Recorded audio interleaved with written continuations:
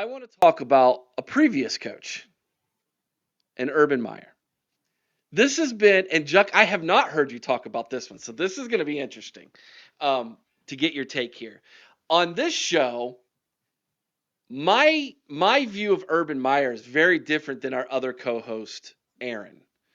Um, I have a theory that Urban Meyer is addicted to the win, and that when he doesn't get the W, he is a toxic person because he's so addicted to winning.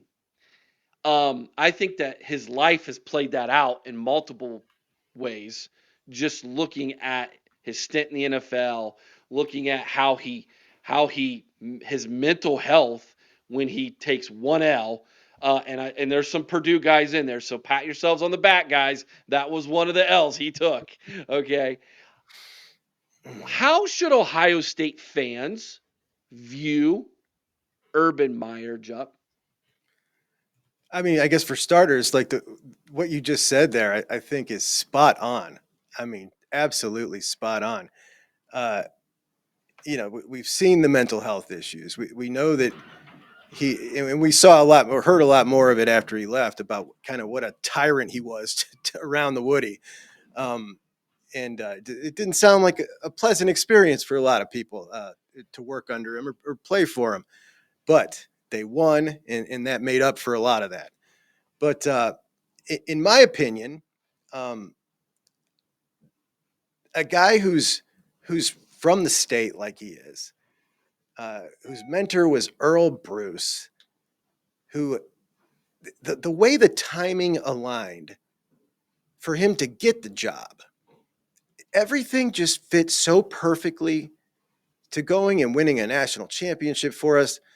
To then when he took that job at Jacksonville, not doing what Harbaugh did, not giving a damn about his program. He didn't come and try and say, Mick, Pantoni, the guys that have been with me forever, I need your help here in Jacksonville. He was willing to sacrifice some of that. He could have had a better program in Jacksonville had he went and got those guys, his guys. And he said, no, I'm not going to touch that program. I respect my people too much. And honestly, I feel like he is a guy who loves his people. Like, and that's the way I feel about like other Ohio State fans. And I just feel that he feels that way. And I revere him as a man. He's screwed up. So have I. You know what I mean? Like, he's not perfect for sure. But I, I never would have chosen anybody else for that period of time when we lost a guy who I look to as someone I might respect more than anybody in this world, and Jim Tressel. And things could have gone bad. You know what I mean? Things could have gone way downhill after that, the way that happened so fast. And he was right there to just kind of save the day and take certain things of the program into the new era. And I'll always revere him. Like I really like reverence is how I look at him.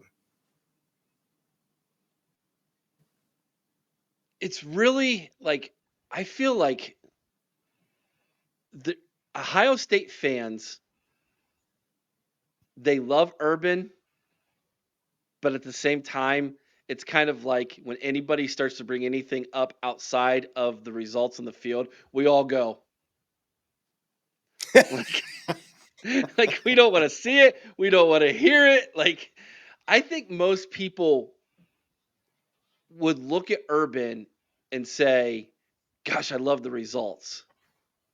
Let's talk about how great of a man Tressel is. Like that's like, and it's funny you went that way because, and you brought Tressel up because it's the same thing we all do. I really do feel like it's like, we love Urban's as the results, but as a man, it's it's kind of it's kind of icky to talk about. Is that fair? I can definitely see how some people would feel that way. I don't myself, right? But I get that there is some of that.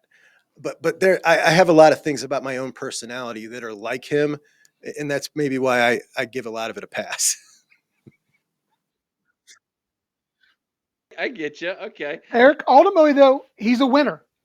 Yes, If not for the stupidity of Gene Smith, the man has two national titles at Ohio State. absolutely. Cut and That's dry. 100%. He is a winner. 83-9.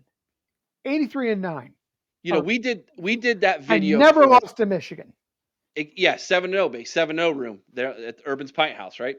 Um, we did a video on Thursday. We cut a video from Thursday that we talked about before we did the call-in show about Big Ears, Paul Feinbaum, and the SEC, right? Which, by the way, that video is doing great right now. Like we are pulling in a lot of SEC hate who want to Love it. drop their comments in the comment section on that video. Thanks for But the Paul, dollars, guys. yeah, thanks for your coin, as we like to say whenever they come in there and want to hate on us. There's one thing that Paul Feinbaum said that I kind of agree with. Urban Meyer did leave some national championships on the table. Looking at Agreed. you, 2015, like guys, that roster, was loaded. And you're right, Chris. I think Gene Smith gets the blame for the first one in 2012. 2015, he was messing around with the quarterback situation. He Well, it didn't was need it was to. the play calling that screwed that Yeah, up. he tried to make Cardale run JT's playbook. At the beginning of the season, yes. Well, but all you got to do is turn around and hand the ball off to Zeke, and we beat Michigan State. We go on to Mhm. win the Big Ten. We're going to win a national championship. I mean, come on, how difficult is that? But at the end of the day, when I think about Urban Juck, I kind of feel like it was good, but it could have been better. Do you feel that way at all? Do you get that kind of like, Absolutely. Mhm. okay, I'm not the only. Absolutely. Oh my gosh. It eats me up. It really does. You know, it, Michigan State, skip a year, Purdue, Iowa. It's just like, man. And no, not every one of those teams would have cashed in, but we got to say we think at least one of them would have, right? Like I think Mhm. 15 does for sure. Um, you know, potentially another one, and that's just it's rough, right? And this is the thing about Ryan Day that I really like. He doesn't ever let him get down for the garbage teams, and you know we had 3 seasons spoiled with those type of games. Um, you know, it's not as fun or sexy. But I mean, if you could kind of combine those two in that aspect, boy, you'd be unstoppable. The big game guy and the guy that never loses to the crap team. But yeah, absolutely. Feinbaum's right about that. One of the few things. Yeah, he's not right about much, but he is right about that. Hey, Um, everybody, it's Buckeye Box from the OHIO podcast. If you could do me a big favor, there's one way you all can help right now the growth of this channel. That is giving us a thumbs up. Hit that like button if you're watching on YouTube or on Facebook. The other thing you can do is you can become a member by joining our monthly membership. It's only $3.99. If you become a member, you will receive this awesome t-shirt, an official OHIO podcast member t-shirt. After you've been a member for 1 month, we will send that to you in the mail. Also, you can when you do that, you'll get access to free content behind the scenes that we have only for members only. You will also be able to have extra little icons and graphics that you can use, little emojis that are specific to just this channel that only members have as well. The other thing you can do is you can purchase merch from our store. And so if you go on over to the ohiopodcast.com, the ohiopodcast.com, as you see here in the URL at the top there, you'll see that there's links at the top of the page for all of our articles that you can read: football, recruiting, basketball, other sports, podcasts, etc. You can email us. There's a contact there. We also have a store. The store is ran by Chris, the Wild Man. He runs an online store that you can get all kinds of memorabilia as well as a few items from the OHIO podcast. But if you want OHIO podcast merchandise, t-shirts, hats, etc., you're going to want to click on this merch link. And this takes you to Campus Sideline, who we have partnered with in creating um, official OHIO podcast merchandise. So the new alternate logo, that is our main logo now. White, you get a white, you can get a red. The famous "We Want Angry Ryan Day" t-shirt in white or red. We have that in a white hoodie, as well as the OHIO podcast in a white hoodie and the fitted OHIO podcast hat as well. There's the prices for all of that is below each item. If you click on it, you can pick your size, add it to the cart, etc. We go from small all the way up to 5XL. And there is a little bit extra upcharge on the 4 and 5XLs, but that's to be expected. I'm sure any big guys out there will know that already. Anything that's beyond $50, you can do 4 interest-free installments with that as well. So if you get a big order, you don't want to pay for it all at once, you can do 4 installment payments for that as well. Campus Sideline, they print things off about every 2 to 3 weeks. So if you order, that order might take a couple weeks to print off and then ship to you, but it will get to you, we promise.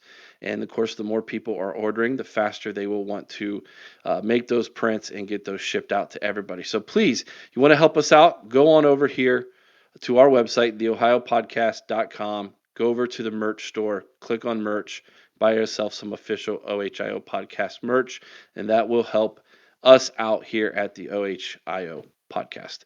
Thank you so much, guys. We really do appreciate all of your support. And of course, keep watching, keep loving the Buckeyes. We're going to be here. We're going to keep talking about them all off season and into the fall this upcoming year. Until next time, OH.